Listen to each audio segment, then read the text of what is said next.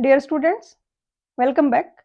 आज के इस लेक्चर में हम जेकेपीएससी एई का जो एग्जाम 2021 में हुआ है उसका डिस्कस करेंगे। ये एग्जाम कंबाइंडली हुआ था असिस्टेंट इंजीनियर के लिए, डिप्टी रिसर्च ऑफिसर के लिए और असिस्टेंट रिसर्च ऑफिसर के लिए।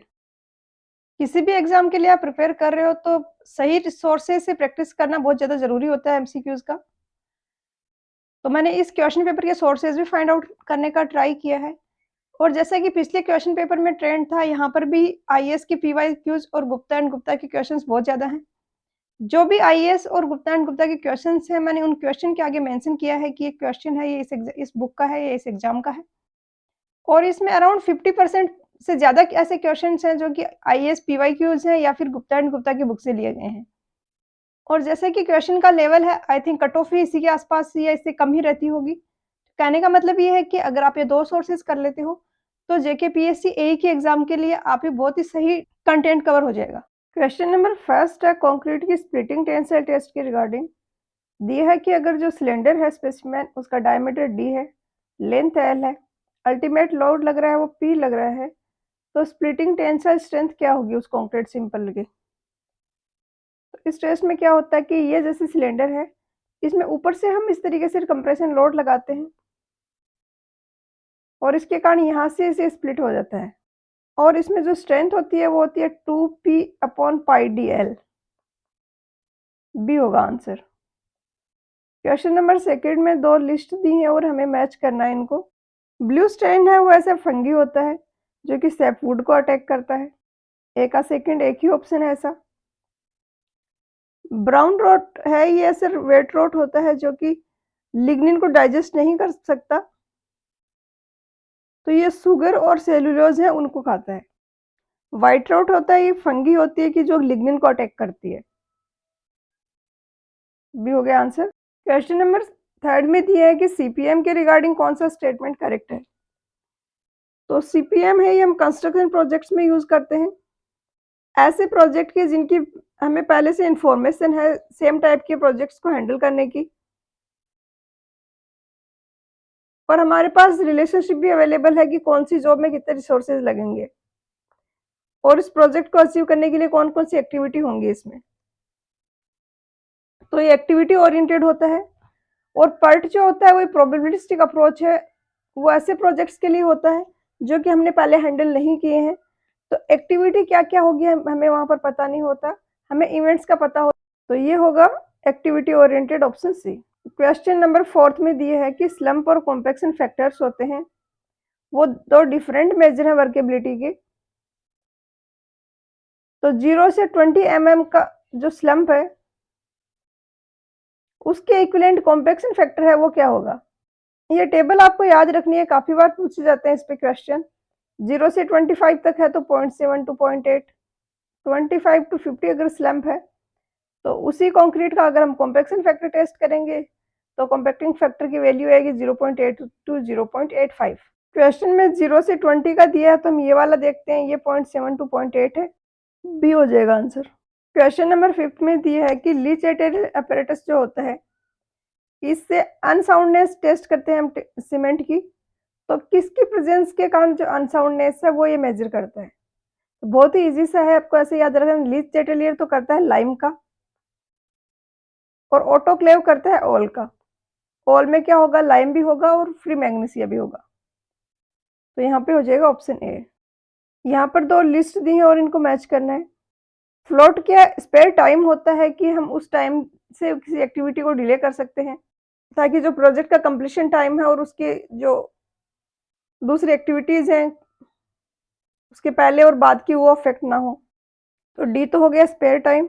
एक यहाँ पर ये करेक्शन करना है, ये रिसोर्स लेस नहीं रिसोर्स कंज्यूमिंग एलिमेंट होना चाहिए। तो एक्टिविटी है ये एक रिसोर्स कंज्यूमिंग एलिमेंट है, डमी है ये रिसोर्स लेस एलिमेंट है, और इवेंट अब इंस्टेनियस स्टेज है। तो ए का सेकेंड, बी का फोर्थ, सी का फर्स्ट एंड डी का थर्ड हो जाएगा option C.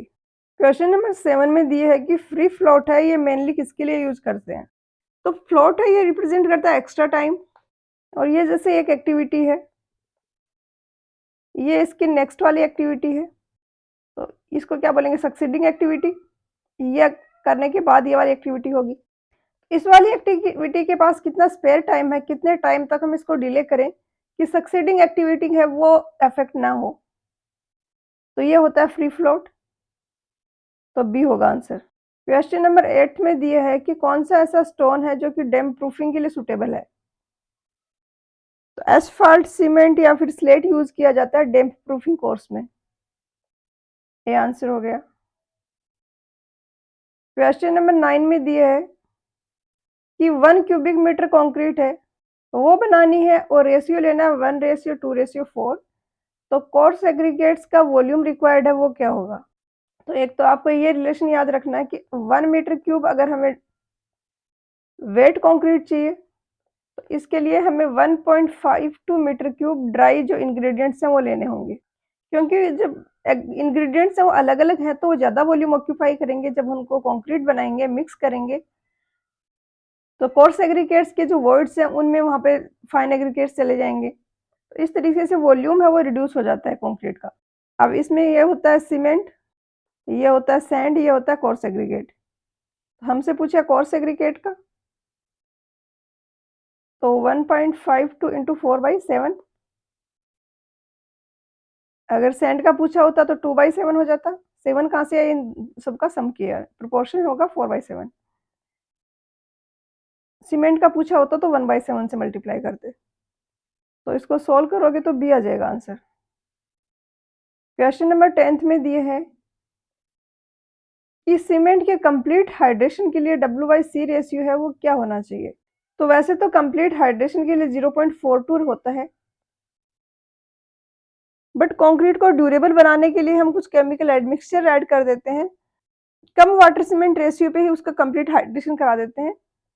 Chemical admixture use करके हम 0.35 तक का भी WC रेशियो रख सकते हैं, और एडमिक्सचर्स के कारण जो सीमेंट है उसका कंप्लीट हाइड्रेशन होगा इसी WC रेशियो पर भी। तो सी होगा यहाँ पर आंसर। क्वेश्चन नंबर 11th में दिए है कि the art and science of map making is called. तो जो कार्टोग्राफी होता है ये होता है मैप्स को ड्रॉ करना। जियोग्राफी होता है ये अर्थ की स्टडी करना होता है। क्रिप्टोग्राफी है, इसमें एक कोड्स के फॉर्म में इंफॉर्मेशन भेजी जाती है, जिसमें जो भेज रहा है उसको वो कोड पता है, जो रिसीव कर रहा है उसको पता है, और बाकी लोग उस इंफॉर्मेशन को नहीं पढ़ पाते। तो ए आंसर हो जाएगा। क्वेश्चन नंबर 12th में दिया है कि जो ऑप्शंस में दिए हैं उनमें से कौन सा ऐसा है जो कि मैप का सब्स्टिट्यूट है। तो अगर हम वर्टिकल एरियल फोटोग्राफ लेते हैं तो वो एक प्रोजेक्शन जैसा ही होता है, जो टू द स्केल भी होगा, तो उसको हम एज ए मैप यूज कर सकते हैं। बी होगा आंसर। क्वेश्चन नंबर 13 में दिया है कि जनरल प्रिंसिपल ऑफ सर्वेइंग है वो कौन सा है। यहाँ पर जो स्टेटमेंट दिए इनमें से फर्स्ट है to work from part to whole. Of नहीं, टू होगा यहाँ पर एक तो, और सर्वेइंग का प्रिंसिपल होता है वो होल टू पार्ट होता है, तो ये गलत है। सेकंड में दिया है to locate a new station by measurement from at least to fixed reference points. तो किसी भी पॉइंट को लोकेट करने के लिए हम 2 रेफरेंस पॉइंट से मेजरमेंट्स लेते हैं, ये प्रिंसिपल है सर्वेइंग का। तो ये सही स्टेटमेंट है, आंसर होगा ऑप्शन बी। सेम क्वेश्चन है ये, अभी जो मई 23 में एग्जाम हुआ उसमें भी पूछा गया है। क्वेश्चन नंबर 14 में दिए है कि कंटूरिंग के जो मेथड हैं इनमें हिली टेरेन के लिए कौन सा मोस्ट सुटेबल होगा। एक होता है डायरेक्ट मेथड, जिसमें कि हम किसी एक पर्टिकुलर कंटूर है, जैसे कि कोई 150 मीटर का कंटूर है, तो हम डायरेक्टली उन पॉइंट्स को फाइंड आउट करते हैं जो कि 150 मीटर के कंटूर पे लोकेटेड होंगे। ट्रायल एंड एरर से हम स्टाफ को अलग अलग जगह पे रखते हैं और चेक करते हैं कि कौन सा पॉइंट ऐसा है जिसका कि एलिवेशन है वो ये है 150 मीटर। उन पॉइंट्स को हमने मार्क कर लिया, उनको कनेक्ट कर दिया और ये कंटूर ड्रॉ हो गया। लेकिन आपको पता है डिफिकल्ट होगा, बहुत टाइम कंज्यूमिंग होगा, अलग अलग जगह पे स्टाफ रखने के बाद हमें कोई एक पॉइंट मिलेगा। तो दूसरा होता है स्क्वायर मेथड, जिसमें कि पूरा एरिया उसको स्क्वायर्स में डिवाइड कर देते हैं इस तरीके से, और जो भी ये पॉइंट्स हैं, ये इंपॉर्टेंट पॉइंट है, इन सब का हम आरएल निकाल लेते हैं, और इनका आरएल निकाला है तो फिर इंटरपोलेशन से कंटूर ड्रॉ कर देते हैं। जैसे कि ये 105 है, ये है मान लिया 200 है, तो 150 का कंटूर इनके बीच में से कहीं से पास होगा। इसी तरीके से आगे के 2 हैं उनके बीच में से पास होगा और इस तरीके से कंटूर बनाते हैं। ये होता है जब किसी एरिया का करना हो। एक क्रॉस सेक्शन मेथड होता है जब हमें कोई रोड लाइन या रेलवे लाइन है उसके अलोंग सर्वे करना हो, जिसमें कि ये एक रोड जा रहा है, इसके डिफरेंट क्रॉस सेक्शंस के हमें आरएल निकालने होते हैं। और टेक्योमेट्री मेथड होता है कंटूरिंग का। ये इनडायरेक्ट मेथड का ही एक पार्ट है, स्क्वायर मेथड और क्रॉस सेक्शन मेथड के जैसे। इसमें हम जो आरएल निकालने के लिए स्टाफ की रीडिंग लेते हैं वो टेक्योमीटर से लेते हैं। तो टेक्योमीटर से हम एक एंगल पे रीडिंग पढ़ पाते हैं और उससे जो लेवल लाइन है उससे बहुत ही ऊपर या बहुत ही नीचे कोई पॉइंट है तो उसका भी हम आरएल निकाल सकते हैं। तो यहाँ पर डी हो जाएगा आंसर। क्वेश्चन 15 में दिया है कि वर्चुअल ट्रांजैक्शन क्या है। क्या होता है कि जब हम स्ट्रेट लाइन को कर्व से कनेक्ट करते हैं तो एक ट्रांजैक्शन कर्व देते हैं, लेकिन कभी-कभी अगर कर्वेचर कम है कर्व का तो हम ट्रांजैक्शन कर्व को अवॉइड कर देते हैं। हम स्ट्रेट लाइन के बाद में डायरेक्टली फिर इस तरीके से कर्व प्रोवाइड करवा देते हैं। तो अब क्या होगा, ट्रेन है वो बहुत ही लंबी है तो उसका इंजन तो आ गया कर्व पे, बट उसका पीछे का हिस्सा है वो अभी भी स्ट्रेट पाथ पे है। तो इसके कारण इसके मोशन में चेंजेस होते हैं और ट्रेन जो लेंथ के अलोंग जो पाथ फॉलो कर रही है वो टाइप ऑफ ट्रांजैक्शन कर्व ही होता है। बी हो जाएगा यहाँ पर। क्वेश्चन नंबर 16 में दिए है कि स्टीपेस्ट ग्रेडियंट परमिसिबल क्या होगा एक 2 डिग्री कर्व पे, जहाँ पे ग्रेडियंट है वो 1/200 है। तो जैसा आपने हाईवे में ग्रेड कंपनसेशन पढ़ा होगा कि कहीं पर हिली एरिया वर्टिकल कर्व आ रहा है और उसी के साथ में हॉरिजॉन्टल कर्व भी अगर आ जाता है तो जो अलाउेबल वर्टिकल कर्व है उसको हम किसी अमाउंट से रिड्यूस करते हैं और वो अमाउंट होता है ग्रेड कंपनसेशन। अब रेलवे में ब्रॉड गेज के लिए होता है 0.04%, मीटर गेज के लिए 0.03%। ये वैल्यूज है पर डिग्री। 1 डिग्री के लिए है, अगर 2 डिग्री के लिए है तो इसको 2 से मल्टीप्लाई करेंगे और ये परसेंटेज में है। और नैरो गेज के लिए है 0.02%। ये एनजी नैरो गेज, ये मीटर गेज, ये ब्रॉड गेज। क्वेश्चन में ब्रॉड गेज दिया है तो 0.04 2 डिग्री कर्व है तो इंटू 2 तो 0.08% हो गया। ग्रेडियंट दिया 1/200 तो 1/200 का परसेंट में निकालेंगे तो कितना है ये ग्रेडियंट, 0.5% का ग्रेडियंट है। 0.08% इसमें से हमें रिड्यूस करना है तो बचेगा 0.42%। अब मैं इस तरीके से वैल्यू निकालनी है ये तो 0.42 अपॉन 100, पॉइंट के उठाएंगे तो 100 और आ जाएगा। यहाँ पे इसको सोल्व करेंगे तो आ जाएगा 1/238 ऑप्शन बी। क्वेश्चन नंबर 17 में दिया है कि टंग रेल होती है उसको और कौन से नाम से जाना जाता है। तो ये एक मूवेबल रेल होती है, टेपर्ड होती है, कार्बन और मैग्नीज स्टील की बनी होती है ताकि बहुत ही heavy wear and tear resist कर पाए। तो जो रनिंग रेल है उसके साथ में इसको अटैच करते हैं और इसको स्विच रेल भी बोला जाता है। एक डायग्राम देखते हैं इसका। ये वाली जो रेल है यहाँ पे इसको बोला जाता है टंग रेल और आप देख रहे होंगे कि टेपर्ड है, यहाँ से इस तरीके से है इसका सेक्शन, ये यहाँ पे बहुत ही कम है क्रॉस सेक्शन, फिर यहाँ पे इस तरीके से इंक्रीज हो रहा है। तो ये वाली दोनों है टंग रेल है और इनको स्विच रेल भी बोला जाता है। और स्टोक रेल है इसके साथ वाली ये वाली।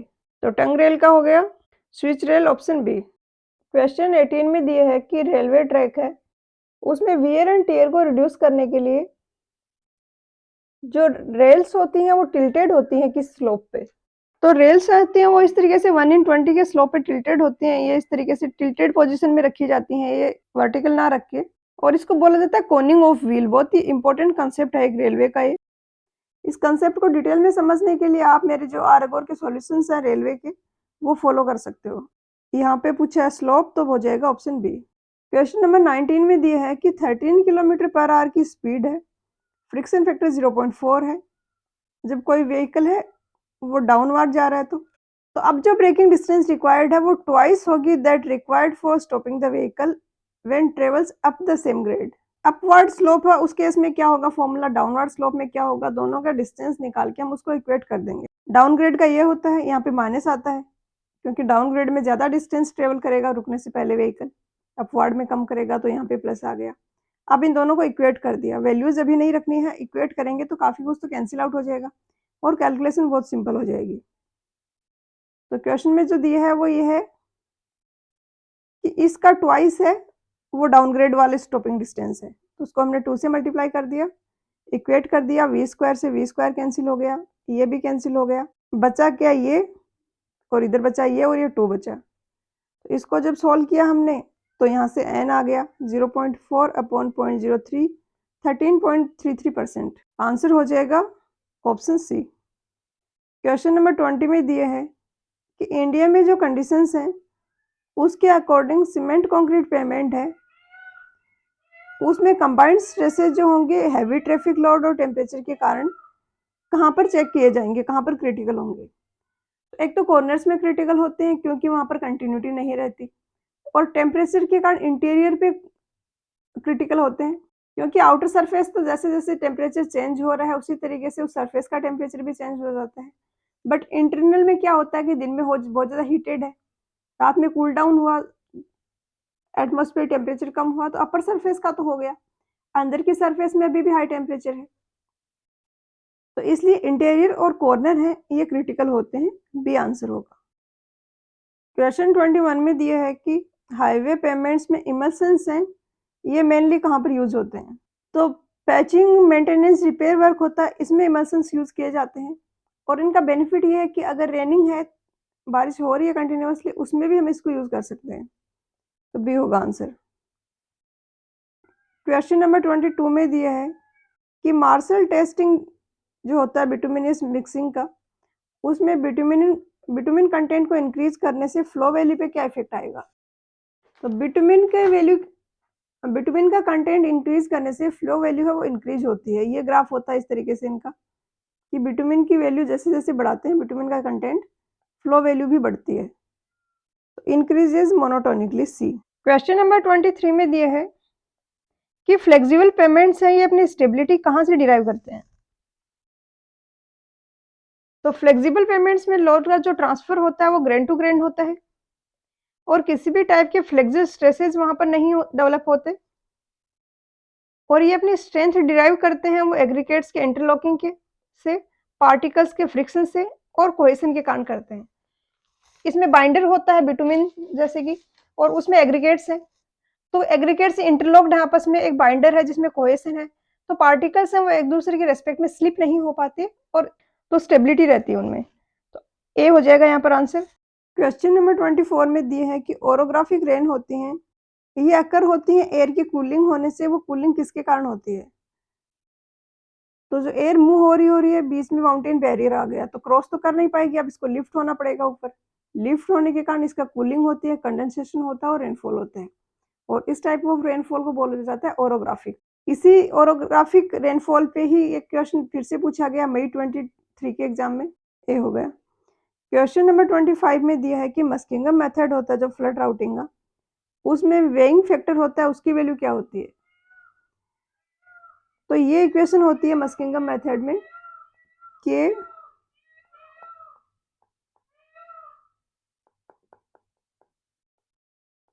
इंटू क्यू, आई को हमने एक्स से मल्टीप्लाई किया और क्यू को 1 माइनस एक्स से मल्टीप्लाई किया, और इसमें से ये माइनस कर दिया। आई इनफ्लो है, क्यू आउटफ्लो है, एस है वो स्टोरेज है, और ये जो एक्स है ये वेइंग फैक्टर है, तो इसकी वैल्यू 0 से लेके 0.5 तक होती है। अगर इसकी वैल्यू 0 हो गई मतलब पूरा का पूरा यहाँ पर डिपेंड करेगा, स्टोरेज वो आउटफ्लो पे करेगा, इनफ्लो वाला 0 हो गया। अगर 0.5 हो गई मतलब ये भी 0.5 से मल्टीप्लाई हो रहा है, ये भी 0.5 से मल्टीप्लाई हो रहा है आउटफ्लो, तो उस केस में दोनों का इक्वल कंट्रीब्यूशन होता है, बी होगा यहाँ पर आंसर। क्वेश्चन नंबर 26 में दिया है कि हेटोग्राफ है, ये क्या रिप्रेजेंट करता है। तो हेटोग्राफ होता है, ये इस तरीके से ग्राफ बनता है जिसमें यहाँ पे हम लेते हैं रेनफॉल की इंटेंसिटी और यहाँ पे लेते हैं टाइम, मतलब इस T1 और T2 के ड्यूरेशन के बीच में रेनफॉल की ये इंटेंसिटी थी, ये T2 है और ये अगर T3 है तो इनके बीच की इंटेंसिटी थी वो ये थी। तो rainfall intensity versus time, option B. Question number 27 में दिया है कि कोई 100 ईयर फ्लड है, उसका किसी प्रोजेक्ट के में अकर होने का जो रिस्क है वो क्या होगा अगर उसकी सर्विस लाइफ है वो 2 ईयर है। तो 100 ईयर का फ्लड है, उसके 1 साल में अकर होने की प्रोबेबिलिटी होगी 1/100 यही होता है, टी रिटर्न पीरियड होता है, 1/t होता है, वो प्रोबेबिलिटी होती है अकर होने की। नॉट अकरिंग की प्रोबेबिलिटी होगी 1/100। कोई भी इवेंट है वो अकर होने और नहीं होने की प्रोबेबिलिटी होगी, उनका सम तो 1 होगा, क्योंकि दोनों में से एक तो होगा ही होगा, या तो अकर होगा या नहीं होगा। अब नॉट अकरिंग इन 2 ईयर्स है, तो यहाँ पर हमें इसको रेज़ टू पावर 2 करना होता है, ये थोड़ा-सा आपको याद रखना होगा यहाँ पे। तो 1 साल की ये है, n ईयर्स की होगी रेज़ टू पावर n, यहाँ पर 2 का पूछा है तो 2 से हमने यहाँ पे वैल्यू रख दी है, स्क्वायर कर दिया। ये है प्रोबेबिलिटी अकर होने की। ये यहाँ पे प्रोबेबिलिटी आई है नॉट अकरिंग इन 2 ईयर्स। ये अकर होने की प्रोबेबिलिटी थी, ये नहीं अकर होने की प्रोबेबिलिटी 1 साल की, ये नहीं अकर होने की प्रोबेबिलिटी है 2 ईयर्स की। क्वेश्चन में हमसे रिस्क पूछा है, रिस्क मतलब एटलीस्ट एक टाइम तो वो अकर होगा। ये कह रहा है कि कभी नहीं अकर होगा, रिस्क ये रिप्रेजेंट कर रहा है कि एटलीस्ट वंस तो अकर होगा, तो इन दोनों का सम होगा वो 1 हो जाएगा, तो रिस्क हो जाएगा दिस 1 माइनस, और इसको जब आप सोल्व करोगे तो 1.99% आ जाएगा। पहले फ्रैक्शंस में निकालोगे तो 0.0199 आएगा, फिर परसेंटेज के लिए 100 से मल्टीप्लाई करोगे तो 1.99% आ जाएगा, तो डी आंसर हो जाएगा। क्वेश्चन नंबर 28 है, इसमें दिया है कि रेट ऑफ रेनफॉल है 30 मिनट पीरियड का, वो दिया हुआ एक 3 आवर के स्ट्रोक में, मतलब 3 घंटे का रेनफॉल था। स्टार्टिंग के 3 आवर में ये था रेनफॉल इंटेंसिटी, फिर ये, फिर ये, फिर ये। कोरस्पॉन्डिंग सरफेस रन ऑफ दिया है और 5 इंडेक्स पूछिए।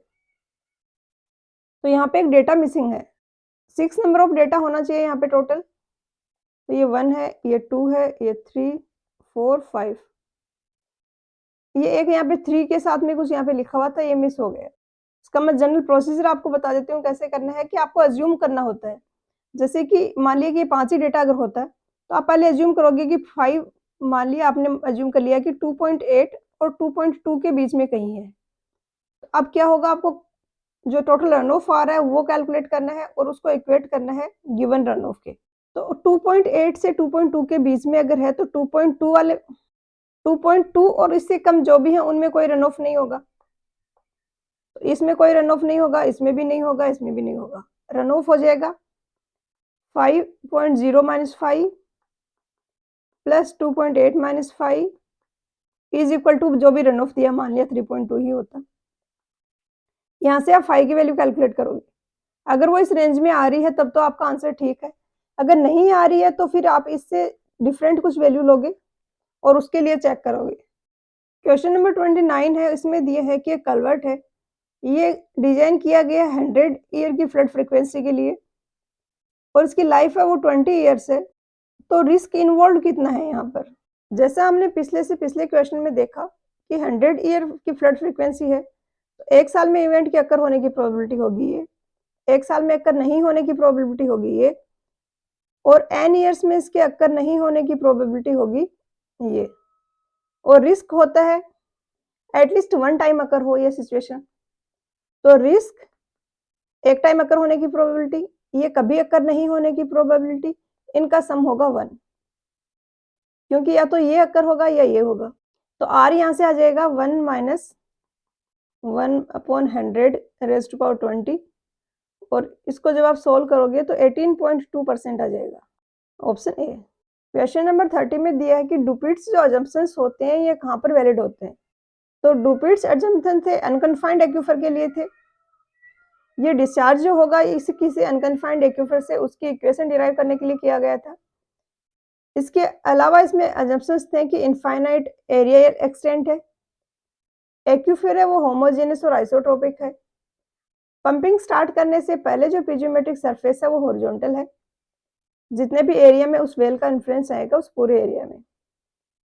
एक्यूफर है ये कांस्टेंट रेट पे डिस्चार्ज कर रहा है, वेल जो है वो पूरी की पूरी जो सैचुरेटेड थिकनेस है अनकन्फाइंड एक्यूफर की उसको पेनिट्रेट कर रहा है, तो यहाँ पर आंसर हो जाएगा option D unconfined.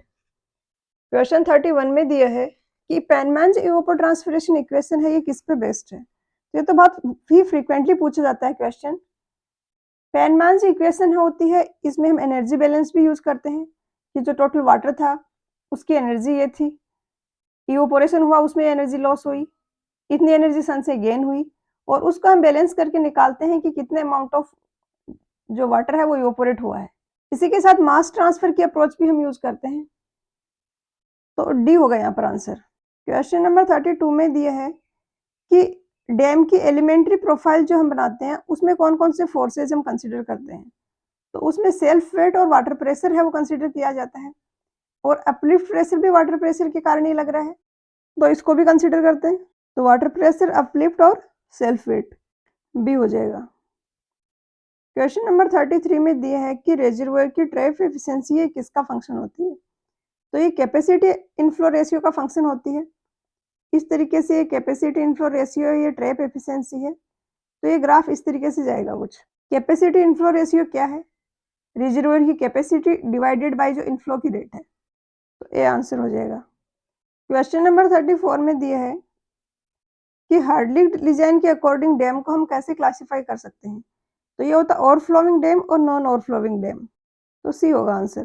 Question number 35 में दिया है कि फ्लो मास कर्व जो स्टडी होती है उसमें डिमांड लाइन जो हम रिज से ड्रॉ करते हैं, अगर वो इंटरसेक्ट नहीं करती है मास कर्व को फिर से, तो ये क्या रिप्रेजेंट करता है। तो कोई भी रिजर्वोयर में डिजाइन करना है, उसकी कैपेसिटी डिटरमाइन करने के लिए ये मेथड हम यूज करते हैं, जिसमें यहाँ पर हम टाइम लेते हैं और यहाँ पर मास इनफ्लो लिया जाता है। तो ये वाली लाइन रिप्रेजेंट कर रही है मास इनफ्लो, इस रेट से इनफ्लो आ रहा है रिजर्वोयर में, और ये वाली है ये डिमांड लाइन है। तो रिज से हम डिमांड लाइन के स्लोप पे एक लाइन हम प्लॉट करते हैं। अब अगर हम अज्यूम करते हैं कि ए पॉइंट पे ये रिजर्वोयर कंप्लीटली फुल था, उसके बाद क्या हो रहा है, ए से बी तक डिमांड ज्यादा है, इनफ्लो कम है, तो रिजर्वोयर से वाटर है वो डिप्लीट हो रहा होगा। बी पॉइंट पे जाके ये वापस से इंटरसेक्ट करता है इसको, इट मीन्स बी पॉइंट के बाद में अब क्या हो रहा है, इनफ्लो बढ़ गया है कंपेरेटिवली डिमांड। तो इससे क्या होगा कि वापस से रिफिल स्टार्ट हो गया रिजर्वोयर का। अगर ये इंटरसेक्ट नहीं करते हैं, इट मीन्स रिजर्वोयर वापस से फुल नहीं हो पाएगा। तो सी होगा यहाँ पर, demand can not be meet by the inflow as the reservoir will not refill. Question number 36 में दिया है कि quantity of water stored in the root zone divided by quantity of water actually delivered in the field, इनका ratio होता है, ये क्या होता है। तो ये वाटर एप्लीकेशन एफिशिएंसी होता है कि कितना इफेक्टिवली हम वाटर को अप्लाई किया, बी होगा आंसर। कन्वेंस एफिशिएंसी होता है कि कितना हमने कैनाल में इनपुट दिया और कितना जो at the end of the canal कितना हमें आउटपुट मिल पाया, उनका रेशियो। क्वेश्चन नंबर 37 में दिया है कि कोई क्रॉप है, उसका बेस पीरियड 120 डेज है, डेल्टा 70 सेमी है, तो ड्यूटी क्या होगा। तो डेल्टा होता है 8.64 बी बाई डी, तो डी निकालोगे आप यहाँ से। ये 70 सेंटीमीटर में दिया, इसको मीटर में रखना है इस फॉर्मूले में। तो इससे जब ड्यूटी निकालोगे तो आ जाएगी 1481, ऑप्शन बी। क्वेश्चन नंबर 38 में दिया है कि कोई खरीफ की सीजन है, उसकी इंटेंसिटी ऑफ इरिगेशन 50% है, कल्चरेबल कमांड एरिया 50,000 हेक्टर्स। खरीफ सीजन है, उसकी ड्यूटी है यहाँ पर दिख नहीं रहा ढंग से, ये 1000 दी गई है। अगर 10% ट्रांसमिशन लॉसेज हैं, ट्रांसमिशन लॉसेज और कन्वेंस लॉसेज सेम ही होते हैं, तो हेड ऑफ द कैनाल हमें कितना डिस्चार्ज रिक्वायर्ड होगा। तो पहले तो हम निकालेंगे कि फील्ड में हमें कितना डिस्चार्ज रिक्वायर्ड है, उसको हम 0.9 से डिवाइड करके हेड ऑफ द कैनाल का डिस्चार्ज निकालेंगे। तो 50,000 तो कल्चरेबल कमांडेड एरिया है, इरिगेशन की जो इंटेंसिटी 50% है, तो हमें एरिया इरिगेट करना है इसका हाफ, 25,000 हेक्टर्स। अब ड्यूटी है 1000 है, इट मीन्स 1 मीटर क्यूब पर सेकेंड का डिस्चार्ज अगर होगा तो हम 1000 हेक्टर इरिगेट कर पाएंगे। हमें 25,000 करना है, तो डिस्चार्ज कितना रिक्वायर्ड होगा, 25 मीटर क्यूब पर सेकेंड। आप इस तरीके से भी समझ सकते हो, और इस तरीके भी समझ सकते हो कि ड्यूटी क्या होता है, एरिया डिवाइडेड बाय डिस्चार्ज। क्योंकि हम ड्यूटी क्या बोलते हैं कि 1 मीटर क्यूब पर सेकेंड की रेट से डिस्चार्ज अगर है, तो हम जो एरिया इरिगेट कर पाते हैं वो ड्यूटी होता है। तो डिस्चार्ज नीचे आ गया, ऊपर आ गया एरिया। अब यहाँ पर आप ये मान लो कि यहाँ पे आप रख दोगे 1000 ड्यूटी दी है, एरिया 25,000 है, डिस्चार्ज रिक्वायर्ड है वो निकाल लोगे, तो 25 मीटर क्यूब पर सेकेंड आ गया। ये तो चाहिए हमें फील्ड में। कैनाल के हेड पे कितना डिस्चार्ज चाहिए, इससे ज्यादा चाहिए, क्योंकि कुछ तो लॉसेज होंगे। लॉसेज कितने हो रहे हैं, 10%। तो हेड पे कितना चाहिए, 25 डिवाइडेड बाई 0.9, इसको सोल्व करोगे तो आ जाएगा around 28, option B. Question number 39 में दिए हैं कि कहीं पर मॉडरेट डिस्चार्ज है 40 टू 50 मीटर क्यूब पर सेकंड का और फॉल की हाइट है वो लो है 1 टू 1.5 मीटर, तो कौन से टाइप ऑफ फॉल वहां पर सुटेबल होगा? तो ग्लेसिस फॉल होगा यहाँ पर सुटेबल। ये मॉडरेट फॉल और 60 मीटर क्यूब पर सेकंड के डिस्चार्ज के लिए सुटेबल रहता है। इसमें एक स्ट्रेट स्लोपिंग ग्लेसिस होता है क्रेस्ट के साथ में, और वाटर कुशंस प्रोवाइड किया जाते हैं, और हार्डली जंप अकर होता है एनर्जी डिसिपेशन के लिए। क्वेश्चन नंबर 40 में दिए हैं वाटर लॉगिंग के रिगार्डिंग स्टेटमेंट। फर्स्ट में दिए है कि वाटर लॉगिंग है, इसमें ग्राउंड वाटर टेबल राइज हो जाता है और इसके कारण पॉसिबिलिटी हो जाती है कि सैलिनिटी जो है वो इंक्रीज हो और यील्ड ऑफ क्रॉप है वो डिक्रीज हो जाए, तो ये प्रॉब्लम होती है वाटर लॉगिंग के कारण। सेकंड में दिया है कि वाटर लॉगिंग को हम एलिमिनेट नहीं कर सकते सर्टेन एरियाज में, बट कंट्रोल कर सकते हैं। कैसे कंट्रोल कर सकते हैं? जो वाटर परकोलेट हो रहा है उसको रिड्यूस करें। तो दोनों ही स्टेटमेंट करेक्ट हैं। हम वाटर परकोलेशन को रिड्यूस कर सकते हैं और ड्रेनेज प्रोवाइड करवा सकते हैं, जिससे कि वाटर लॉगिंग को हम कंट्रोल कर सकते हैं। तो यहाँ पर सी हो जाएगा आंसर। क्वेश्चन नंबर 41 में दिया है कि हमें 20,000 की पॉपुलेशन को वाटर सप्लाई करना है। पर कैपिटा डिमांड है वो 150 है। जो क्लोरिनेशन कर रहे हैं उसके लिए हम ब्लीचिंग पाउडर यूज कर रहे हैं, जिसमें 30% अवेलेबल क्लोरीन है, और जो वाटर है इसकी क्लोरीन रिक्वायरमेंट है 0.3 ppm। तो कितना केजी हमें ब्लीचिंग पाउडर चाहिए होगा? तो टोटल वाटर हमें कितना क्लीन करना है? दिस इंटू 150, इतना लीटर हो गया। 0.3 ppm होता है, ये ppm होता है मिलीग्राम पर लीटर। तो 0.3 इतना मिलीग्राम हमें क्लोरीन चाहिए। केजी में कन्वर्ट करने के लिए हम 10⁶ से डिवाइड कर देंगे। मान लिया कि इसके लिए हमें x amount of bleaching powder लेना है। x amount of bleaching powder है, इसका 30% किसके इक्वल होना चाहिए? जो क्लोरीन रिक्वायरमेंट है उसके। तो ये आ गया। यहाँ से आप निकालोगे, पर डे का आया ये भी, हमें 365 डेज में ये अप्लाई करना है। तो अभी आया पर डे का, क्योंकि हमने एक डे की ही वाटर डिमांड ली है। तो यहाँ से x आएगा वो 3 kg पर डे आएगा। हमें चाहिए एनुअली, तो 365 से मल्टीप्लाई कर देंगे इसको, तो ये आ जाएगा ऑप्शन डी। क्वेश्चन नंबर 42 में दो लिस्ट दी है और इनको मैच करना है। फर्स्ट है ग्रिड चैम्बर। ग्रिड चैम्बर में पार्टिकल छोटे पार्टिकल्स होते हैं और इंडिविजुअली सेटल होते हैं, तो स्टोक्स लॉ एप्लीकेबल होता है वहां पे। तो इसका हो जाएगा सेकंड। सेकेंडरी सेटलिंग टैंक का यहाँ पर ऑटोमेटिकली हो गया zone settling. Secondary settling tank होता है, इसमें फ्लॉक्स होते हैं और वो सेटल हो रहे होते हैं, तो ये एज ए ब्लैंकेट है वो डाउनवर्ड मूव कर रहे होते हैं और स्टोक्स लॉ यहाँ पर एप्लीकेबल नहीं होता है। एक्टिवेटेड स्लज प्रोसेस है, अगला है ट्रिकलिंग फिल्टर। तो ट्रिकलिंग फिल्टर आपको पता होगा एरोबिक यूनिट होती है, जिसमें हम वाटर को छोटे छोटे ड्रॉपलेट्स की फॉर्म में स्प्रिंकल करते हैं एयर में। अटैच्ड माइक्रो ऑर्गेनिज्म होते हैं वहां पे, जो कि फिर ऑक्सीजन कंज्यूम करके जो ऑर्गेनिक मैटर है उसको डिकम्पोज करते हैं। तो ट्रिकलिंग फिल्टर का एरोबिक हो जाएगा, एक्टिवेटेड स्लज प्रोसेस का हो जाएगा कॉन्टेक्ट स्टेबलाइजेशन। तो डी का थर्ड, बी का सी का फोर्थ, डी आंसर हो जाएगा। क्वेश्चन 43 में दिया है कि यंग और रैपिडली ग्रोइंग कोई सिटी है, उसकी पॉपुलेशन फोरकास्टिंग का बेस्ट मेथड कौन सा होगा? तो ज्योमेट्रिकल इंक्रीज मेथड होता है, हमें बड़ी वैल्यू देता है पॉपुलेशन की, जो हम इससे यूज करके पॉपुलेशन फोरकास्टिंग करते हैं। तो और रैपिडली ग्रोइंग सिटी है तो उसकी पॉपुलेशन भी फास्ट ग्रो हो रही है, तो यहाँ पर बी हो जाएगा। क्वेश्चन नंबर 45 में दिया है कि cleaning is done by, basically filters की क्लीनिंग की बात हो रही है यहाँ पर। क्वेश्चन में थोड़ी मिस्टेक है। स्लो सैंड फिल्टर होता है, उसको हम स्क्रैपिंग से उसको क्लीनिंग करते हैं। स्लो सैंड फिल्टर होता है, उसमें फाइन पार्टिकल्स होते हैं। टॉप सरफेस पर हम और भी ज्यादा फाइनल पार्टिकल्स लेते हैं, तो जो भी इम्प्योरिटीज है वो टॉप सरफेस पे ही रिटेन हो जाते हैं मैक्सिमम। तो जब इसकी क्लीनिंग करनी होती है तो स्क्रैप करके ऊपर का कुछ जो डेप्थ है वो हटा देते हैं और फिर से उसकी फंक्शनिंग स्टार्ट कर देते हैं। जबकि रैपिड सैंड फिल्टर में ऐसा नहीं होता है, उसमें इम्प्योरिटीज है वो पूरे के अंदर पेनिट्रेट हो जाती हैं, तो बैक वॉशिंग से उनको साफ किया जाता है फिर। तो rapid sand filter back washing, slow sand filter scraping and removal. तो ए भी करेक्ट है और डी भी करेक्ट है। 46 में दिया है कि वाटर की क्लोरीन डिमांड है वो किसके इक्वल होती है? तो जो हमने अप्लाई किया वाटर, जो रेजिडुअल बच गया, उनका डिफरेंस है ये वो क्लोरीन है जो कंज्यूम हुई, और वही होगा क्लोरीन की रिक्वायरमेंट वाटर के लिए। तो difference of applied and residual chlorine. Question number 47 में दिया है कि दो ग्रुप दिए हैं और इनको मैच करना है। तो यहाँ पे एक्टिवेटेड स्लज प्रोसेस का होगा heterotrophic bacteria, rising of sludge का होगा डिनाइट्रीफायर्स, आर का होगा सेकंड, कन्वेंशनल इन नाइट्रिफिकेशन का ऑटोट्रोफिक बैक्टीरिया, और बायोलॉजिकल नाइट्रोजन रिमूवल का नाइट्रीफाइन एंड डिनाइट्रीफायर्स। ऑप्शन ए आंसर होगा।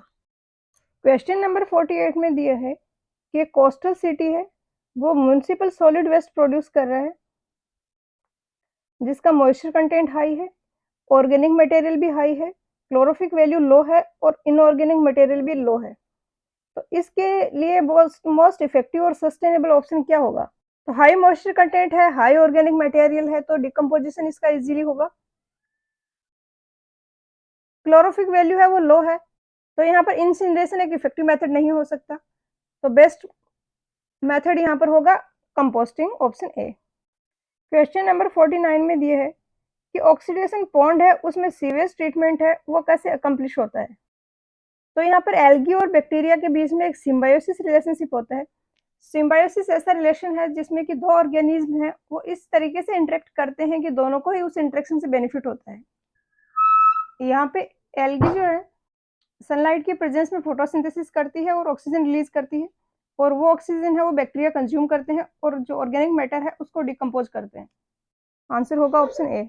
क्वेश्चन नंबर 50 में दिया है कि मैनहोल जो है उसमें आउटगोइंग सीवर है, उसका क्राउन है वो इनकमिंग सीवर के क्राउन से हायर नहीं रखा जाता। जैसे कि दो अलग अलग डाया के सीवर्स हैं, एक ये है और दूसरा ये है। अब अगर इसको इस तरीके से हम रख देते हैं कि इनके बॉटम सेम लेवल पे है, तो क्या होगा? आउटगोइंग वाला ये जो सीवर है, ये आउटगोइंग सीवर है, इसका क्राउन है इनकमिंग सीवर से हायर लेवल पे है। अब ये बड़ा सीवर है, इसमें फ्रीक्वेंटली क्लॉगिंग होती रहेगी, और जैसे ही इसमें क्लॉगिंग होगी बैकफ्लो जाके इस सीवर में जाएगा जो इनकमिंग सीवर है, जो कि हम नहीं चाहते। तो इसलिए इनको इस तरीके से अरेंज करते हैं कि इनके क्राउन है वो सेम लेवल पे रहे।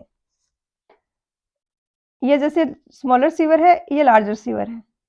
तो अभी अगर इतने डेप्थ तक भी फ्लो हो रहा है तो क्लॉगिंग होगी भी रही है, तो इसमें नहीं जाएगा जो सीवेज है वो। और इस पर काफी ज्यादा क्वेश्चंस पूछे जाते हैं। रीजन में दिया है कि लार्जर डायमीटर का इनकमिंग सीवर है, उससे हमें स्मॉलर डायमीटर के इनकमिंग सीवर है उससे ट्रांजैक्शन नहीं देना चाहिए।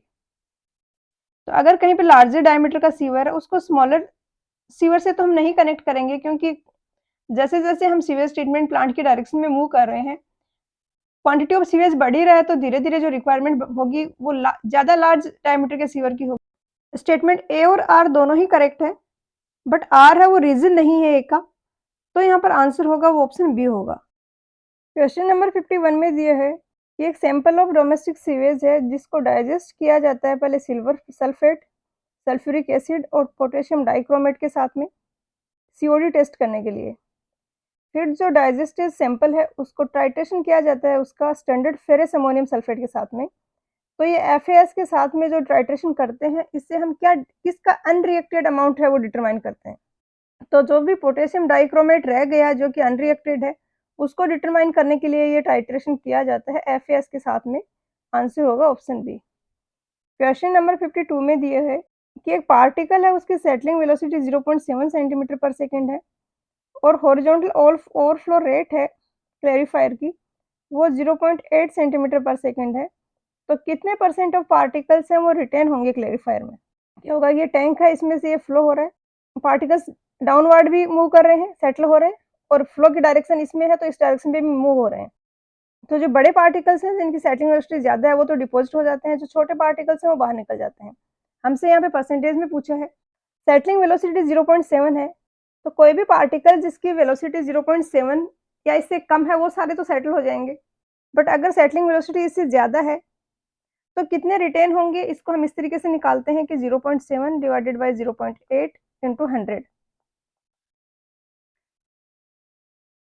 तो 87.5% है ये रिटेन होंगे।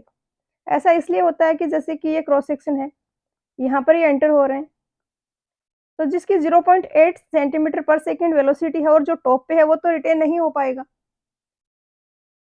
बट जो नीचे कुछ डेप्थ में है, जिनको डिस्टेंस कम ट्रेवल करनी है, वो पार्टिकल सेटल हो जाएंगे और इस तरीके से उनका परसेंटेज निकालते हैं। क्वेश्चन नंबर 53 में दिया है कि स्लज वॉल्यूम इंडेक्स है, इसको कैसे डिफाइन करते हैं, ये किसका रेशियो होता है? तो ये रेशियो होता है percentage of sludge by volume to percentage of suspended solids by weight. जो सैंपल है उसमें जो कंसंट्रेशन है सस्पेंडेड सॉलिड्स अपॉन वॉल्यूम, उसका परसेंटेज, और जो परसेंटेज ऑफ स्लज है, हम सीवीएस को सेटल होने के लिए कुछ टाइम देते हैं और जितने उस टाइम में जितना वॉल्यूम इकट्ठा हुआ है स्लज का, उस वॉल्यूम का परसेंटेज डिवाइडेड बाय जो सीवीएस था, उसमें कंसंट्रेशन क्या थी सस्पेंडेड सॉलिड्स की, ए होगा।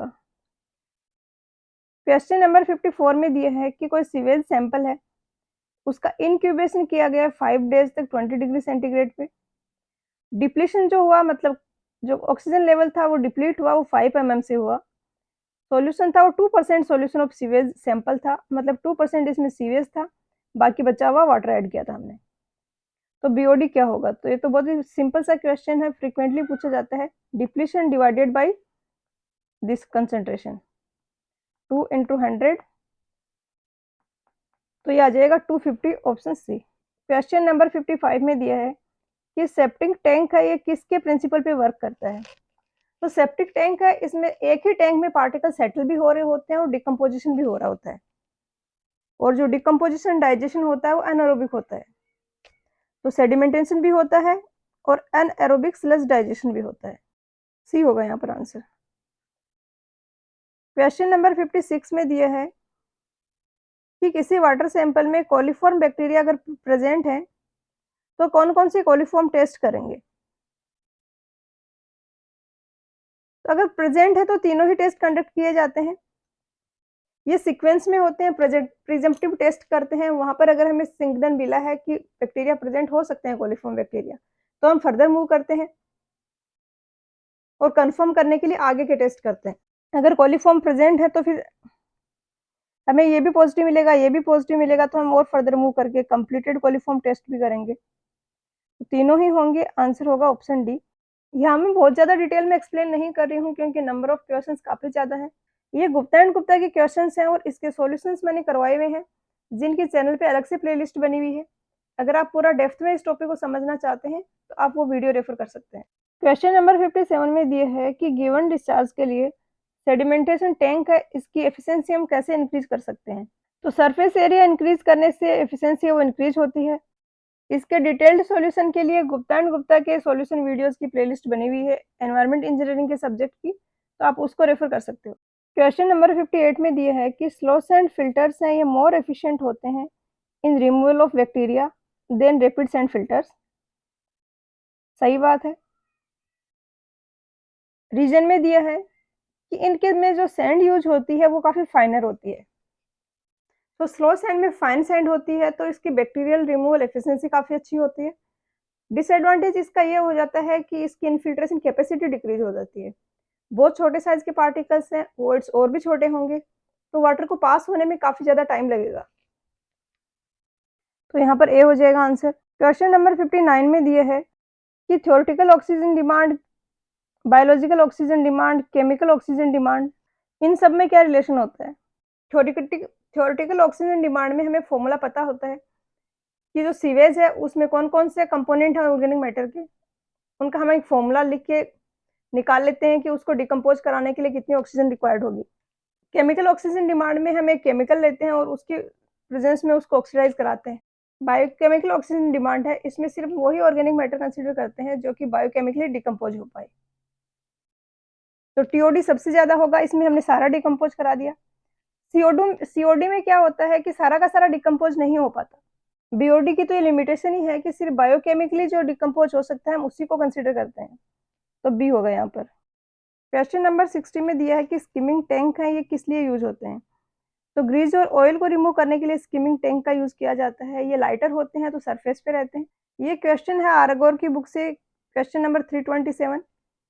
इसके सॉल्यूशन वीडियो भी मैंने बनाए हुए हैं, उसकी प्लेलिस्ट बनी हुई है, चैनल पे जाके आप उसको सर्च कर सकते हो। डिटेल में समझना है तो उसको रेफर कर सकते हो। तो आज के लेक्चर में इतना ही। नेक्स्ट लेक्चर में रिमेनिंग 60 क्वेश्चंस कवर करेंगे। तो मिलते हैं नेक्स्ट लेक्चर में। पढ़ाई करते रहिए। All the very best.